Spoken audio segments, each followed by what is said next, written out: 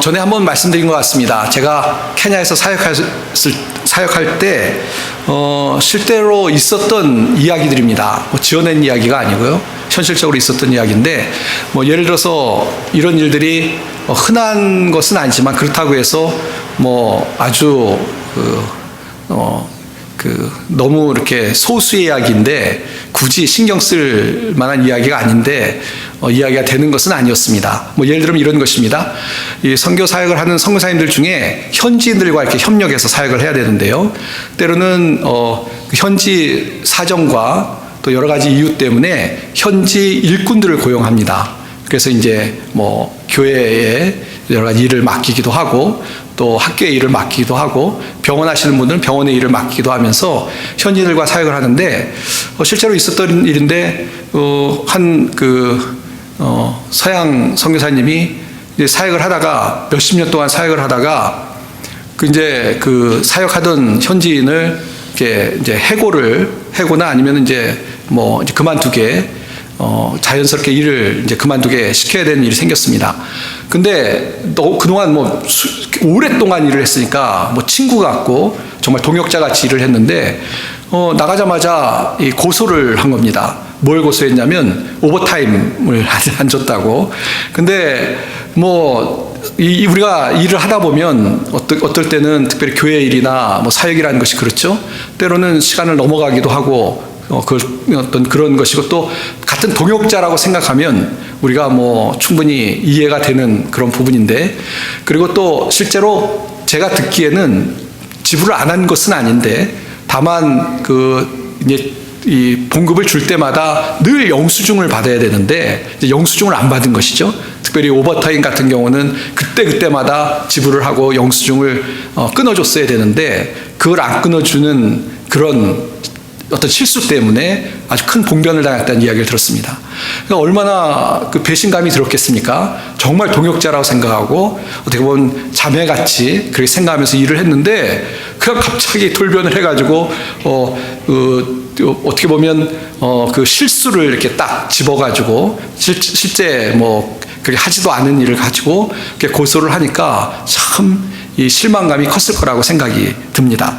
그리고 전에 한번 말씀드린 건데 이것도 실화라고 그러는데 이제 여러 가지 이제 물건 같은 것들을 이렇게 나누지 않습니까? 현지인들이 어려우니까 특별히 새 것을 나누기도 하고 때로는 이 중고를 이렇게 나누기도 합니다. 그래서 한 번은 자기가 이제 입던 양복을 이렇게 줬더니 이 양복을 받으면서 감사하고 그래야 되는데 그것보다는 양복 중고니까 세탁비도 달라고 그래가지고 주는 사람 입장이 좀 어색한 그런 일도 있었다고 합니다. 왜 이 말씀을 드리냐면 우리 살아가는 동안 어떻게 보면 겪을 수 있는 일인데 좀 이렇게 마음에 좀 속상한 일들이기도 합니다. 사실 그래서 이런 이야기들을 이렇게 우리가 이제 선교사들이 모이면 또 이렇게 함께 나누고 그랬는데 오늘 말씀드리는 포인트는 여기 있습니다. 우리가 이런 이야기를 막 나누면서 어떻게 보면 이게 약간 현지인들에 대한 험담이죠. 뒷담화이죠. 나눴더니 사실은 어떤 선교사님이 그런 이야기를 하시더라고요. 한국 선교사님이 이런 이야기를 서양 선교사님, 미국 선교사님한테 이야기를 했더니 미국 선교사님이 싹 미소를 짓더니 옛날에 미국 선교사들이 한국에 들어갔을 때 한국 분들도 똑같이 그렇게 했어요. 그렇게 얘기하시더라고 그럽니다. 가만히 생각해보니까 정말 그랬어요. 그랬을 것 같아요. 미국 선교사님들과 사역할 때 어떻게 보면 뭔가 이렇게 서양 선교사님들의 마음을 아프게도 했고 또 우리가 잘 아는 것처럼 그 정도가 아닙니다.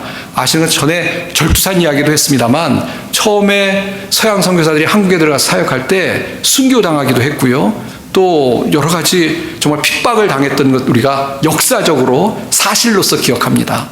그러니까 남에 대해서 뭐라고 얘기하기 전에 자기를 돌아보는 게 필요합니다. 알고 보니 다 똑같거든요. 우리가 하나님의 은혜를 입어서 구원받고 하나님의 자녀가 된 것이지 남보다 뛰어나서 어떤 지금 어떤 아프리카나 이런 현지 분들보다 우리가 뛰어나서 하나님께서 우리를 구원해 주시고 은혜를 베풀어 주신 거 아니고 우리가 그냥 은혜를 받았을 뿐이고 먼저 은혜를 받아서 그 은혜를 가지고 선교도 하고 나누고 있다라는 것을 우리가 잊으면 안 될 것입니다. 안 그러면 괜히 우쭐해요. 괜히 뭐 내가 잘한 것처럼 내가 의의가 있어서 하나님께서 나에게 이런 은혜를 베푸시고 나는 그런 어떤 그 고개를 뻣뻣하게 들 수 있는 그런 사람으로 착각을 해서 잘못하면 다른 사람을 비판하고 정죄하고 자기보다 좀 모자른다라고 판단하기 쉽다는 것입니다. 이제 오늘 본문으로 돌아가겠습니다. 오늘 요나서 이제 4장인데요.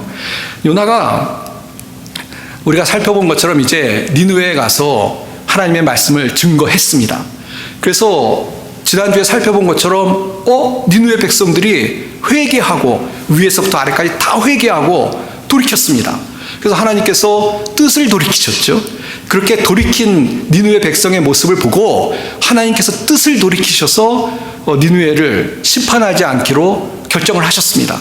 근데 어떤 분들은 그런 이야기를 해요. 이 니느웨 백성들이 회개한 것이 뭐 영구적인 것은 아니고 일시적인 것이다. 그래서 큰 의미가 있지 않지 않냐라고 이야기를 합니다. 뭐 맞는 이야기입니다. 나중에 역사적으로 보면 맞는 이야기인데, 그러나 그렇다고 해서 이때 회개한 것을 가볍게 여길 수 있는 것은 아닌 것 같습니다.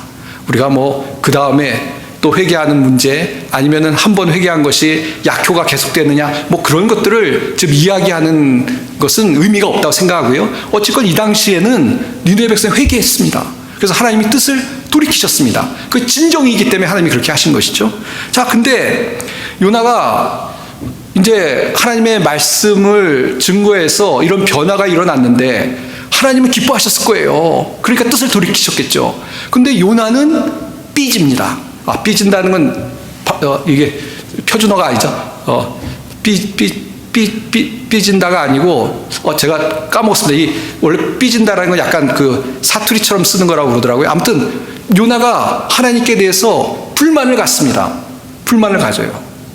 하나님이 하신 일에 대해서, 니느웨 백성을 용서하신 것에 대해서 기분이 나빠요. 불만을 갖습니다.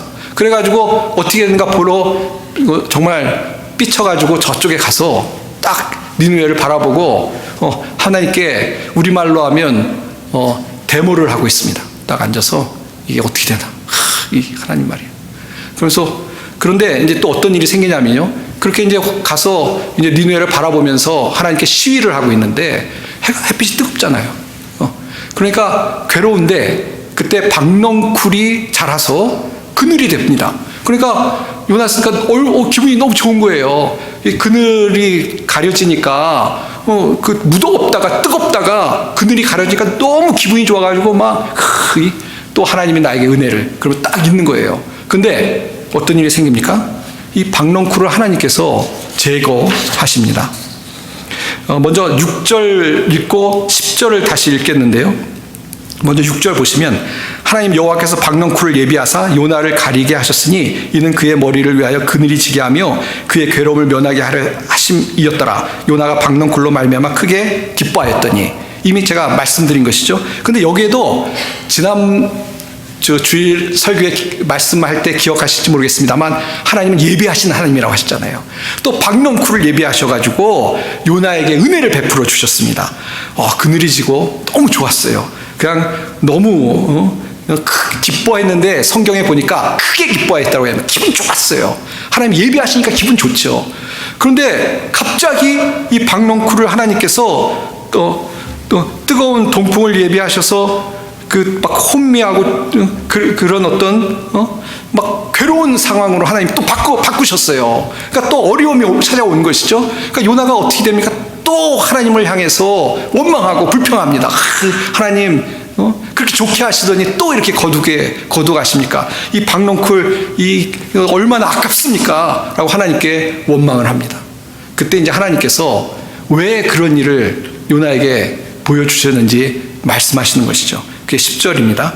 여호와께서 이르시되 내가 수고도 아니하였고 재배도 아니하였고 하룻밤에 났다가 하룻밤에 말라버린 이 박넝쿨을 아꼈거늘 하물며 이 큰 성읍 니느웨에는 좌우를 분별하지 못하는 자가 12만 명이요 가축도 많이 있나니 내가 어찌 아끼지 아니하겠느냐 하시니라.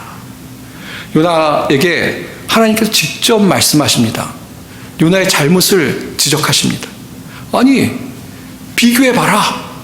박넝쿨과 이 니느웨 이 엄청난 수의 12만 명이라고 되어 있죠. 12만 명의 수의 사람과 어느 게 더 중요하냐? 어느 게 더 중요하냐?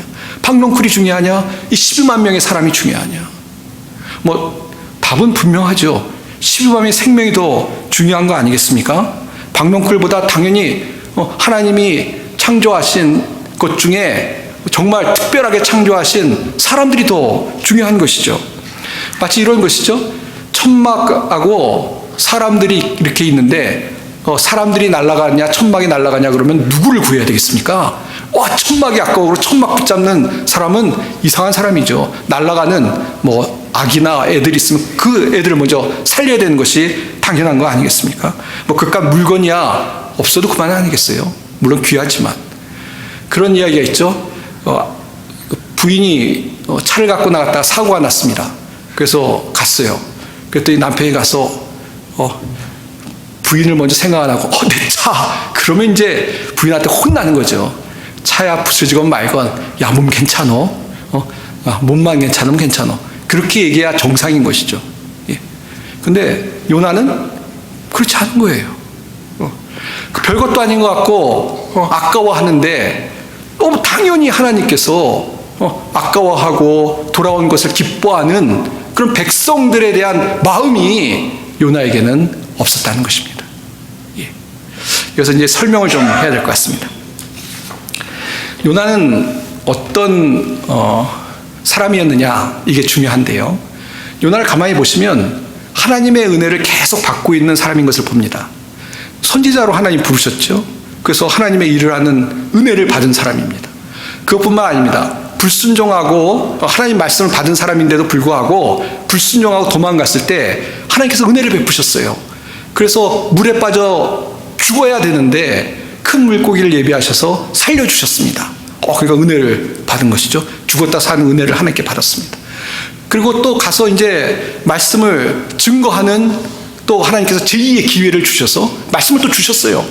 하나님 은혜를 받은 거예요. 또 니느웨에 가서 말씀을 증거하는 또 역할을 했습니다. 저 같으면 한 번 실패한 사람은 다시 안 쓸 것 같은데 하나님 쓰셨어요. 그 다음에 또 가서 말씀을 증거하다가 이제 뭐 시위하려고 가 있을 동안 막 햇빛이 뜨거워서 죽을 것 같은데 하나님이 박농쿨을 예비하셔서 그늘이 되게 하셨어요. 그러니까 하나님의 은혜를 계속 받은 사람입니다. 근데 이렇게 하나님의 은혜를 받은 사람이 하나님의 은혜를 받았으면 하나님의 은혜에 감사해서 은혜가 충만한 사람이 돼서 다른 사람을 향해서도 은혜가 충만해야 될 텐데 그렇지 못하고 심판을 받을 뻔한 사람이 다시 하나님의 은혜로 구원을 받았다고 해서 그 일에 마음이 분노로 가득 찬다. 이게 말이 되는 이야기냐 하는 것입니다. 그러니까 하나님의 어떤 은혜와 사랑이 없는 것이죠. 하나님의 은혜와 사랑을 받은 사람인데도 그 은혜를 잊어버린 거죠. 은혜를 생각지 않는 것이죠. 자신도 은혜를 받아서 하나님의 불순종했는데도 하나님이 살려주셨잖아요. 그런 은혜를 받은 사람인데도 불구하고 자신이 받은 은혜는 생각하지 않고 니느웨 백성은 나하고 달라.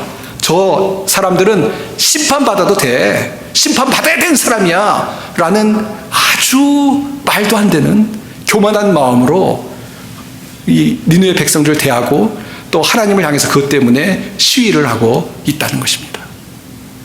오늘 말씀에 우리 사랑하는 성도님들은 니느웨 쪽에 속하십니까? 요나 쪽에 속하십니까? 예. 내가 하나님께 은혜를 받은 특별한 사람인데 맞습니다. 그러니까 더더욱 약하고 힘없고 또 아직도 예수 그리스도를 모르는 사람들을 더더욱 사랑하고 더더욱 은혜를 베푸는 것이 너무나 당연하고 마땅한 거 아니겠습니까? 팀 켈러 목사님이라고 지금 이제 소천하셨는데요. 목사님 책을 하나 쓰셨는데 책 제목이 방탕한 선지자입니다. 방탕한 선지자. 요나서에 관한 책인데요. 그러니까 요나가 방탕한 선지자라는 겁니다. 이게 어디서 온 거냐면 이 누가복음 15장에 있는 탕자의 비유라고 우리가 얘기하는 탕자, 바로 이 요나가 탕자 같은 사람이라는 것이죠. 탕자 같은 그것을 그렇게 이렇게 연결을 해서 요나서의 말씀을 해석한 것으로 보여집니다. 죄송합니다. 저는 사실 책을 읽지 않고 책 제목만 봤습니다. 근데 제목 자체가 너무 멋있는 것 같아요. 요나가 지금 그거죠. 뭐냐면 요나도 알고 보면 탕자예요. 탕자. 우리 모두가 다 탕자예요. 알고 보면. 근데 우리 모두가 큰아들의 모습으로 살아가는데 문제가 있는 것이죠. 이제 설명을 좀 하겠습니다. 누가복음 15장을 설명해야 되는데, 누가복음 15장은 사실 우리가 탕자의 비유라고 하는데요, 사실은 큰아들의 비유입니다. 큰아들과 같이 생각하는 사람들에게 주시는 말씀이에요. 무슨 이야기냐면 누가복음 15장의 비유를 예수님이 말씀하시기 전에 누구에 관해서 대상을 이야기하냐면 바리새인과 서기관들에 대해서 이야기를 하십니다. 바리새인과 서기관들에게 주시는 말씀이에요. 그러니까 바리새인과 서기관들은 그 탕자의 비유에 나오는 큰아들이에요. 내가 하나님을 위해서 일하고 나는 의롭고 하나님 앞에 충성을 다한 사람이야 라고 생각하는 바리새인과 서기관들을 보고 예수님께서 그 누가복음 15장에 우리가 흔히 얘기하는 탕자의 비유를 말씀하셨어요. 작은아들이 잘못했죠.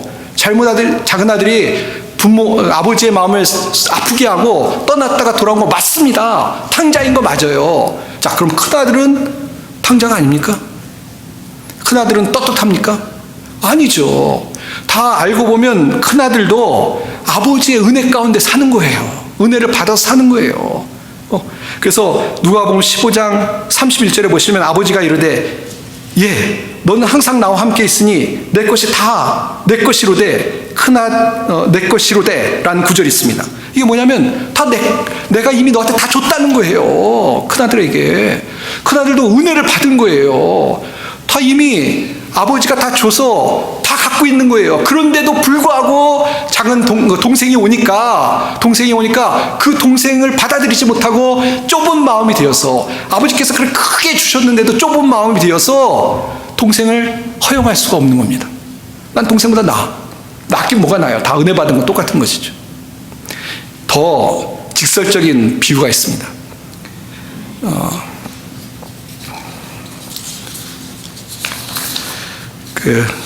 마태복음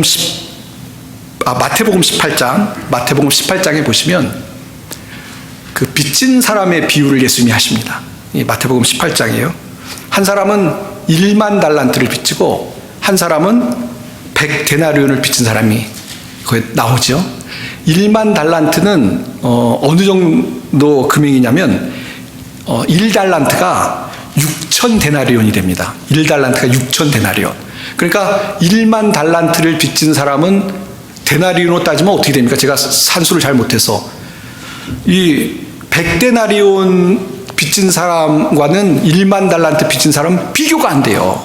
1달란트가 6,000데나리온이니까 100데나리온밖에 안 되니까. 근데 이 빚진 사람은 달란트가 1만 달란트를 빚졌다고 얘기를 합니다.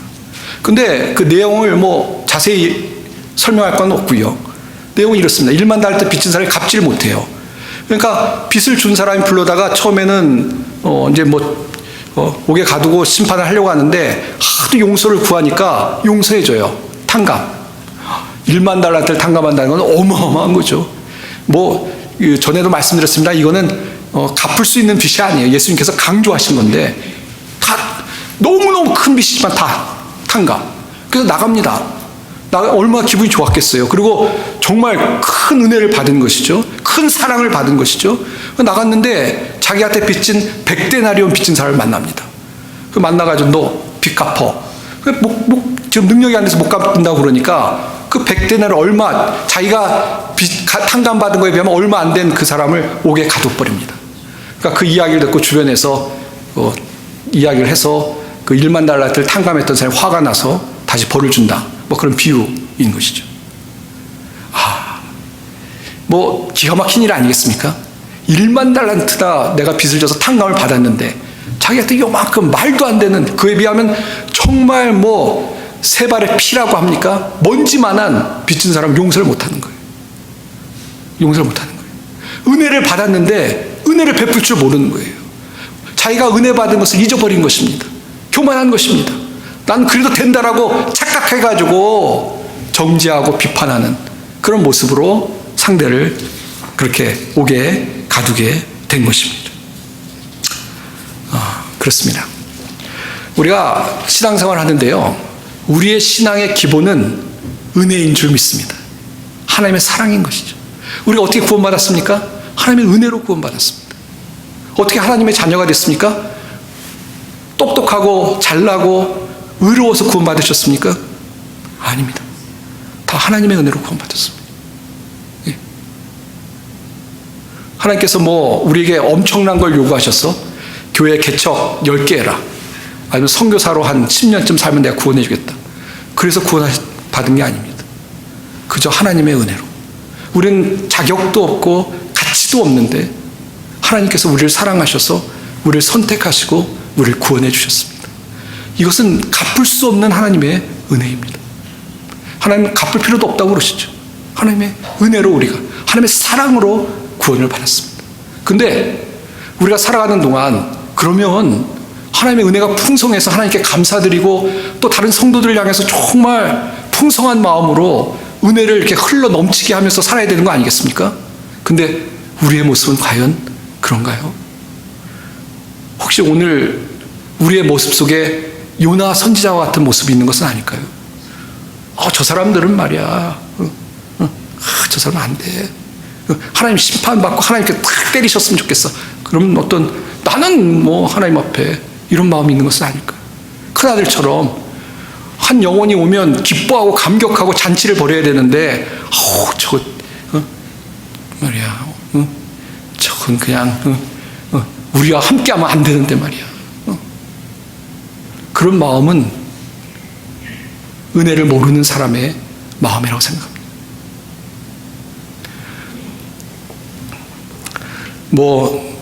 이건 이제 좀 쓸데없는 이야기가 될 수 있는데, 저는 일본에 가서 선교하는 선교사님들이 굉장히 훌륭하다고 생각합니다. 우리가 정말 은혜의 마음이 없으면 어떻게 보면 우리를 핍박하고 우리를 조롱하고 아직까지도 과거를 청산하지 않는 나라에 가서 복음을 전한다는 것은 은혜와 사랑이 있기 때문에 가능하다고 생각합니다.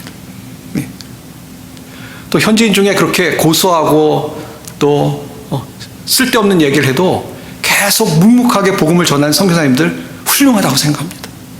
그게 은혜를 아는 사람의 모습인 것이죠. 내가 이렇게 당했으니까 신발에 먼지 털자, 그건 아닌 것이죠. 그건 아닌.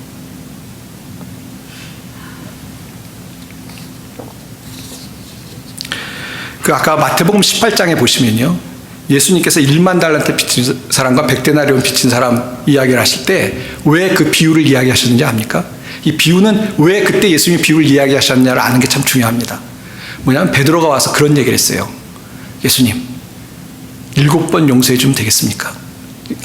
자기 딴에는 7번이면 크게 썼다고 생각했을 거예요. 한 번도 아니고, 한 번도 하기 어려운데 7번 하면 괜찮지 않겠다는 마음이 있어서 예수님께서 7번 용서하면 되겠습니까? 했더니 예수님이 뭐라고 하셨죠? 70번씩 7번 해야 해요. 70번씩 7번 490번인데 491번째는 안 해도 된다는 얘기가 절대 아닙니다. 그건 무한인 거죠. 계속하라. 끝까지. 그러면서 너희가 하나님의 은혜를, 너희가 빚을 탕감받았기 때문에 다른 사람에게도 그런 사랑을 베풀어야 된다라고 말씀하고 계신 겁니다. 저는 신앙생활하면서 정말 우리는 하나님 앞에 자랑할 것이 없다고 생각합니다. 자랑하면 끝장이라고 생각합니다. 내가 이만큼 신앙생활 하고 이만큼 하나님을 위해서 일했다, 그렇게 얘기하면 이미 우리 가운데 은혜가 없다라고 생각하면 된다고 생각합니다. 그저 모든 것이 하나님의 은혜였습니다. 내가 신앙생활하고 내가 구원받고 신앙생활하고 내가 직분을 받고 봉사할 수 있었던 것 다 하나님의 은혜였습니다. 사실이죠. 그렇게 생각하고 신앙생활을 해야 되고, 그런 마음을 가진 사람이라면 다른 사람에게도 은혜를 풍성히 베푸고 다른 사람에게 더 넓은 마음을 가지고 받아주고 용서하고 또 품어주고 배려하고 살아갈 수 있는 줄 믿습니다. 사랑하는 성도 여러분, 여러분은 어느 쪽이십니까? 큰아들이십니까? 아니면 요나이십니까? 우리는 그래서는 안 되고요, 은혜 받은 사람으로 살아가는 믿음의 사람들이 다 돼야 될 줄 믿습니다. 이제 말씀을 정리하고 맺도록 하겠습니다. 제가 이번 노예 갔더니 목사님들이 자꾸 나이를 물어보세요. 그래서 아직도 절 보러 젊은 목사라고 하시는 분들이 계신데 그렇게 젊지 않습니다. 그래가지고 제가 나이를 얘기하면 정말 깜짝 놀라세요. 제가 그렇게 젊어 보이나요? 깜짝 놀라세요. 그래서 진짜? 처음엔 나이를 안 물으시죠. 아이들 있으세요? 그럼 아이들 나이를 물어보세요. 그럼 큰애가 몇 살이라고 얘기하면 이상한데?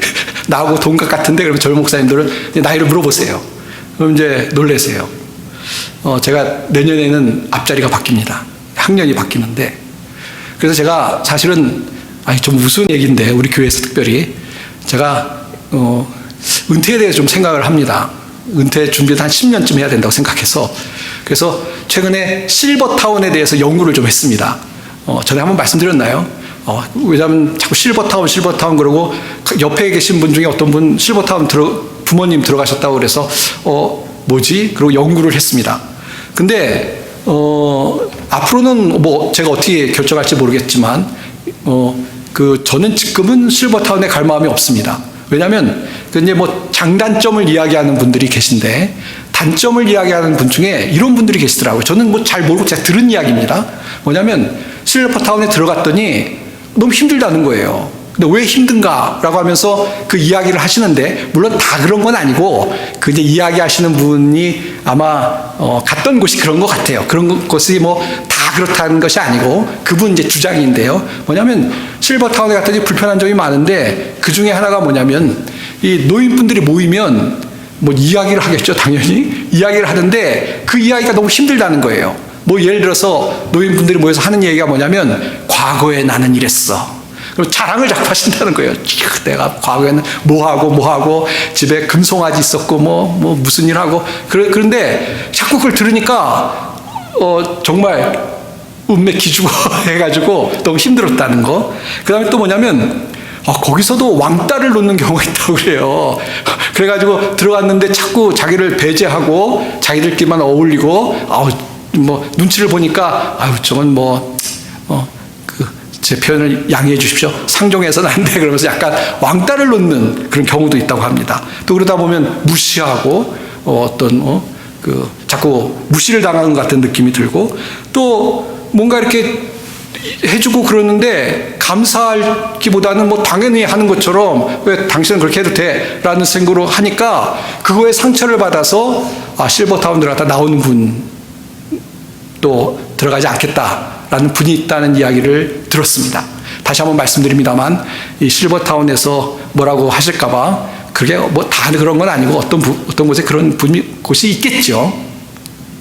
근데 그 이야기를 들으면서 어떤 생각이 들었냐면 그럴 수 있겠다는 생각이 들었어요. 우리가 살아가는 세상이 그렇지 않습니까? 세상을 살다 보면 그런 일이 많이 있어요. 어떤 공동체에 가도 그런 사람들이 있고 그런 일이 일어난 것이 실제로 있습니다. 실제로 있어요. 근데 제 생각에 이제 더 발전을 하는 거죠. 교회 안에서까지 그러면 그건 좀 아니겠다라는 생각이 들었습니다. 우리가 신앙생활 같이 하는 신앙의 공동체 안에서 내가 잘났어. 내가 과거에 어땠어. 내가 얼마나 거룩한데. 이렇게 하면 그러면은 공동체가 잘 이루어지지도 않고 그런 마음을 가지면 어떻게 되냐면 요나처럼 비판해요. 자꾸 정죄해요.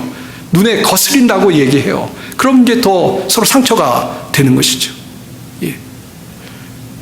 참 안 좋은 것이죠.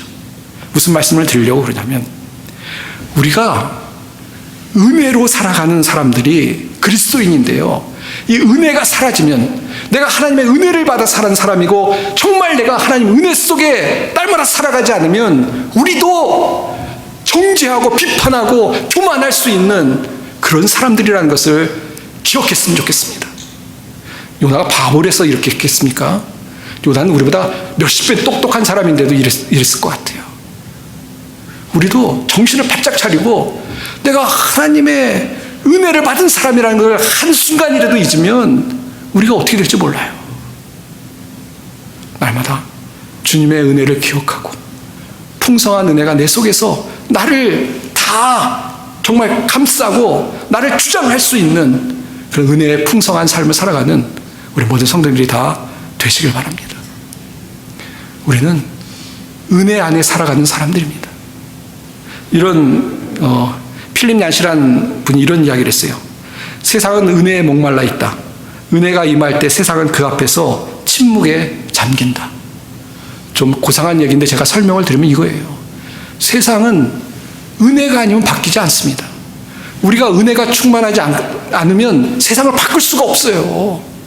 우리가 은혜가 충만하지 않아서 우리가 교만하고 나는 이렇게 힘주면 세상이 그걸 알아봐요. 그래서 너희들 잘해봐 그렇게 얘기합니다. 그러나 그렇지 않고 우리가 정말 하나님의 은혜로 충만하면 세상 속에 나가서 그 은혜를 가지고 세상을 바뀌고 사람들을 전도하고 사람들 속에 하나님의 영광을 드러낼 수 있는 줄 믿습니다. 그러니까 나를 위해서도 세상에 복음을 증거하기 위해서도 우리가 우리 속에 은혜가 충만하게 살아가는 것이 중요하다는 것입니다. 사랑하는 성도 여러분, 이번 한 주간 살아갈 동안 주님의 은혜가 풍성한 우리 성도님들이 다 되시길 바랍니다. 하나님의 구원의 은혜, 하나님이 날마다 나를 지켜주시 인도하시는 그 은혜를 기억하고 풍성한 은혜, 하나님 나를 용서해 주셨음을 감사하며 사랑하는 성도님들이 다 되시길 바랍니다. 또 그 은혜를 가지고 누구를 만나든 간에 하다못해 원수를 만날지라도 그 은혜로 용서하고 하나님처럼 은혜를 흘러넘치는 우리 성도님의 삶이 되시기를 주님의 이름으로 축원드립니다. 기도하겠습니다. 하나님 아버지, 우리의 삶에 은혜가 메말르지 않게 도와주시옵소서. 우리가 은혜보다는 율법적으로 정죄하고 비판하며 살아가는 사람들이 아니라 우리가 받은 은혜를 기억하고 그 은혜를 흘러넘치는 믿음의 사람들이 되게 도와주시옵소서. 하나님, 은혜가 메말라서 때로는 우리의 마음이 각박할 때가 있었음을 고백합니다. 아버지 용서하여 주시고 풍성한 주님의 은혜를 통하여서 이번 한 주간 믿음으로 승리하는 저희들의 삶이 되게 도와주시옵소서. 주의 은혜를 감사드리며 우리 주 예수님의 이름 받들어 간절히 기도하옵나이다. 아멘.